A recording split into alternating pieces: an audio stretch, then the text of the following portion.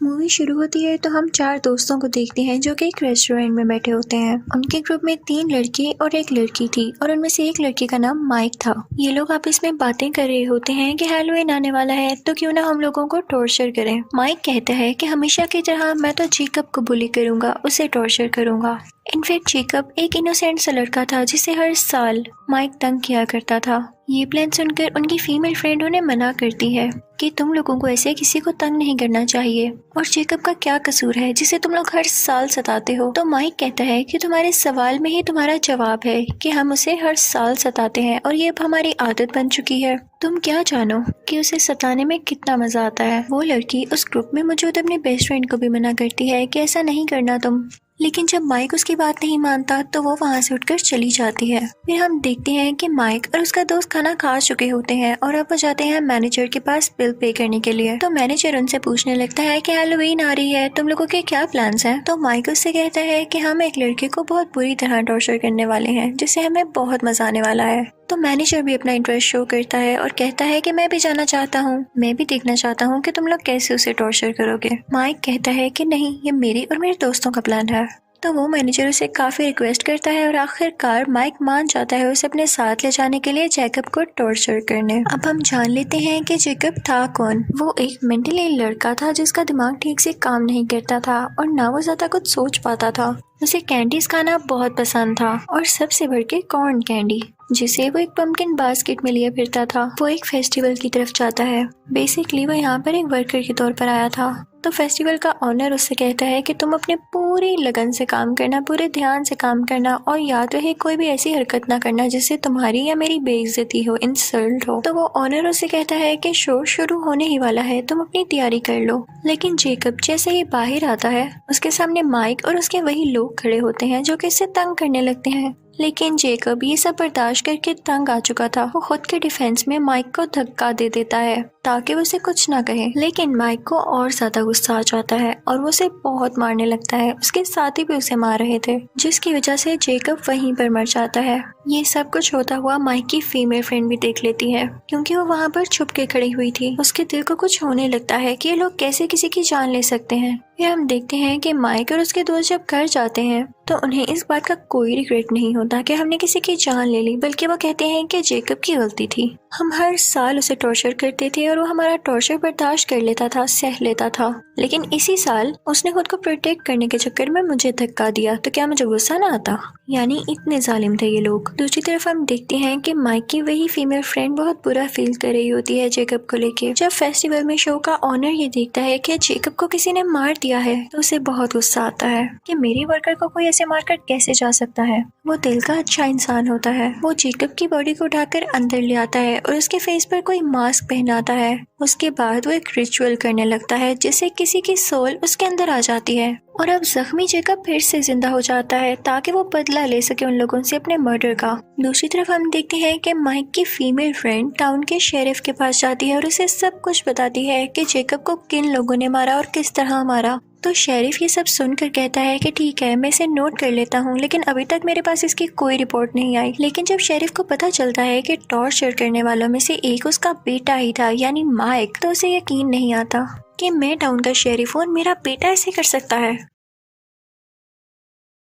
तो वो सीधा उस फेस्टिवल के ऑनर के पास जाता है और उससे पूछता है कि जेकब कहाँ पर है, उसे क्या हुआ था। तो वो ऑनर उससे कहता है कि सबको गलत लगा कि वो मर गया है, वो बस कुछ जख्मी था, अब मैंने उसे रेस्ट करने उसके घर भेजा है। क्योंकि बात तो सच थी कि ऑनर की हरकत के बाद हम जेकब को मरा हुआ तो काउंट नहीं कर सकते थे ना। शेरिफ सीधा जेकब के घर जाता है और दरवाजा नॉक करने लगता है, लेकिन कोई भी दरवाजा नहीं खोलता तो वो वापस आ जाता है। फिर हम माइक की उस फीमेल फ्रेंड को देखते हैं। उसका एक दोस्त उससे मिलने आता है और वो उसे बताता है कि शेरिफ ने इन्वेस्टिगेशन की है और उन्हें पता चला है कि जेकब अभी जिंदा है। ये सुनकर उस लड़की को थोड़ा सुकून होता है कि शुक्र है वो जिंदा तो है। फिर हम देखते हैं कि मैनेजर जिसने माइक के साथ मिलकर जेकब को मारा था वो किसी को बता रहा होता है कि मेरी हेलोवीन बहुत अच्छी गुजरी, मैंने बहुत मजा किया पहली बार। और फिर उसके बाद वो वॉशरूम आता है जहाँ पर वही पंपकिन बास्केट पड़ी होती है और उसमें कॉर्न कैंडी होती है। वो उसे खाने लगता है और तभी वहाँ पर जेकब आ जाता है। जेकब उसका पेट चीरकर उसे पूरी तरह से मार डालता है,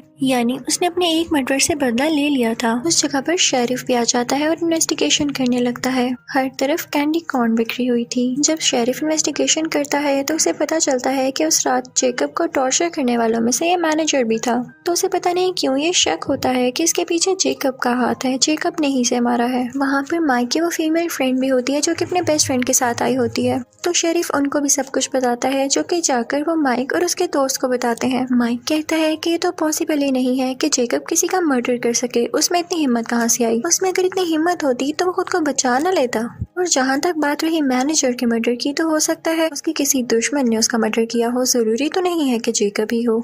तो बाकी सब लोग भी इस बात को मानने पर तैयार हो जाते हैं कि हो सकता है कि उनका ख्याल ही हो। लेकिन जैसे ही वो लोग माइक के दोस्त के घर से जाते हैं तो उसे अजीबोगरीब हरकतें महसूस होना शुरू हो जाती हैं अपने घर में। वो आगे बढ़कर देखता है तो उसे भी वही पंपकिन बास्केट दिखाई देती है। वो बहुत हैरान होता है कि ये यहाँ पर कैसे आ गई, और इसी हैरानी में उस पर जेकब अटैक कर देता है। वो उसे दीवार के साथ लगा के अपने हाथ से ही उसकी स्पाइनल कॉर्ड यानी रीढ़ की हड्डी खींच लेता है, जिससे उसकी फौरन डेथ हो जाती है। दूसरी तरफ हम देखते हैं कि शेरिफ को पूरा शक होता है कि ये मर्डर जेकब ही कर रहा है। तो वो दोबारा से उस फेस्टिवल ओनर के पास जाता है। तो वो उसे आगे से कहता है कि मैंने आपको बताया ना कि वो जख्मी था और मैंने उसे अपने घर रेस्ट करने के लिए भेजा है। अभी वो लोग बात कर ही रहे होते हैं तो एक और पुलिस ऑफिसर वहाँ पर आकर शेरिफ को बताता है कि माइक के एक और दोस्त का मर्डर हो गया है। शेरिफ वहाँ पर जाकर देखता है तो उसे वहाँ पर भी कॉर्न कैंडी मिलती है। अब शेरिफ का शक सच्चा साबित हो चुका था। वो जेकब के घर जाता है लेकिन उसे वहाँ पर जेकब नहीं मिलता। जब वो उसके बेड के नीचे देखता है तो एक अजीब सी डेड बॉडी होती है जो कि बहुत पुरानी थी और वो जेकब की मदर की थी। लेकिन इस बॉडी का बाकी होने वाले मर्डर से कोई लेना देना नहीं था। शेरिफ अब खुद जेकब की तलाश में निकल पड़ता है और अपने बेटे माइक से कहता है कि तुम घर में रहोगे, बाहर मत निकलना, खतरा है तुम्हारी जान को। शेरिफ इस वजह से शहर भर में होने वाले कार्निवल, फेस्टिवल्स और इवेंट्स को रोक देता है और कहता है कि सब अपने घरों में रहें। ये सुनकर सब लोग बहुत गुस्सा होते हैं। उस फेस्टिवल के ओनर का जो स्टाफ था वो भी उस पर गुस्सा होता है कि कुछ न कुछ तो है जो आप हमसे छुपा रहे हैं और ये शायद आप ही की वजह से हो रहा है। अब हम कमाएंगे किस तरह। तभी उनमें से एक आदमी जिसका नाम बिशप होता है वो उस फेस्टिवल के ओनर से मिलता है और कहता है कि क्या जो तुम कर रहे हो वो ठीक है, तुम जो भी कहोगे मैं उस पर बिलीव कर लूंगा। तो वो ओनर कहता है कि जी बिल्कुल ठीक कर रहा हूँ मैं। हम जैसे लोग, हम जैसे छोटे लोग हमेशा टॉर्चर होते आए हैं और माइक जैसे बड़े लोग हमें टॉर्चर करते आए हैं। ये उनकी आदत बन चुकी है दूसरों को सताना और उनका दिल दुखाना। असल में माइक और उसके साथियों ने ही जेकब को मारा है। मैंने बस उसे जिंदा किया कि वो अपने मर्डर का बदला ले सके। तो आप मुझे बताएं क्या ये गलत बात है। ये बात ऑनर के सब स्टाफ मेंबर्स के सामने भी आ जाती है और वो एग्री हो जाते हैं कि हम इस ऑनर का साथ देंगे क्योंकि सच कह रहा है। टॉर्चर करने वालों के खिलाफ उनके अगेंस्ट कोई ना कोई स्टेप तो लेना होगा। फिर हम देखते हैं कि माइक की फीमेल फ्रेंड और उसका दोस्त एक जगह पर होते हैं। वो लड़की कुछ टाइम के लिए अंदर जाती है और जब बाहर आती है तो देखती है कि उसके दोस्त की डेड बॉडी पड़ी हुई है। उसे समझ नहीं आता कि क्या हो गया और इसी दौरान जेकब उसके पीछे आता है और उसकी जुबान बाहर खींच देता है, जिसकी वजह से वो भी मर जाती है उसी टाइम। शेरिफ भी उसी जगह पर आता है जहाँ पर वो फीमेल फ्रेंड और उसका दोस्त था, ये चेक करने के लिए कि क्या वो लोग ठीक हैं। और जब वो अंदर जाता है तो देखता है कि उन दोनों की डेड बॉडीज पड़ी हुई हैं वहाँ पर। वो सारी बात समझ जाता है और फिर अपने बेटे माइक को कॉल करता है और कहता है कि देखो तुम्हारे दोस्त तो मारे जा चुके हैं, तो मेरी बात मानो तो अपने घर के अंदर ही रहना, बाहर मत निकलना क्योंकि जेकब अब तुम्हें मारने वाला है। लेकिन माइक को गुस्सा आ जाता है और वो अपने घर से निकलता है उस कार्निवल यानी फेस्टिवल वाली जगह पर ताकि वो वहाँ के ओनर से पूछ सके कि आखिर मसला क्या है। लेकिन तभी उस ओनर का एक आदमी उसे मारकर बेहोश कर देता है। शेरिफ जब घर पहुँचता है और अपने बेटे को ढूंढता है तो वो उसे वहाँ पर नहीं मिलता। वो देखता है कि फेस्टिवल का ऑनर है वहाँ पर। वो उस पर गन पॉइंट कर लेता है और पूछता है कि मेरा बेटा कहाँ पर है। लेकिन तभी उसके पीछे से बिशप आता है और उस पर अटैक करके उसे बेहोश कर देता है। फिर वो ऑनर आगे बढ़ के एक चाकू से उसका गला उसके जिस्म से अलहदा कर देता है, जिससे वो मारा जाता है। अब हम माइक को देखते हैं जिसकी आंख खुलती है तो वो देखता है कि वो एक चेयर से बंधा हुआ है, उसके आसपास कोई भी नहीं है और वो हेल्पलेस है। तभी दूर से वो शेरिफ की गाड़ी को आते हुए देखता है, यानी उसके फादर की गाड़ी को। तो वो खुश हो जाता है कि मेरे फादर आ गए मुझे बचाने के लिए। लेकिन ये उसकी गलत फहमी थी क्योंकि गाड़ी में तो उसका फादर था ही नहीं, बल्कि उसका सर गाड़ी के ऊपर था, कटा हुआ सर, जिसे देख के माइक रोने लगता है क्योंकि वो जानता था कि वो भी मारा जाएगा। उसके फादर जो नहीं रहे, कोई भी नहीं रहा। तभी आता है जेकब उसके सामने, जो कि अब उसे बहुत बुरी तरह टॉर्चर करके मारने वाला था। उसके दोनों बाजू उसके जिस्म से लहता कर देता है और फिर एक एक करके उसके सारे दांत निकाल देता है और इसी तरह वो उसे टॉर्चर कर करके उसे मार डालता है। फिर सीन चेंज होता है और हम उस फेस्टिवल के ऑनर को देखते हैं, जो कि किसी दूसरे शहर में अपना शो कर रहा होता है। वो वहाँ पर एक लड़की को एक नेकलेस देता है जो कि माइक के दांतों से बना हुआ था और उसे बता रहा होता है जेकब के बारे में। तो वो लड़की कहती है कि मुझे इस बात पर यकीन नहीं है कि वो कैसे जिंदा हो गया और कैसे लोगों को मारता है। तो वो ऑनर उससे कहता है कि कुछ लोग मासूम लोगों की बिला वजह जान ले लेते हैं, उनको सबक सिखाने के लिए जेकब को जिंदा किया गया है।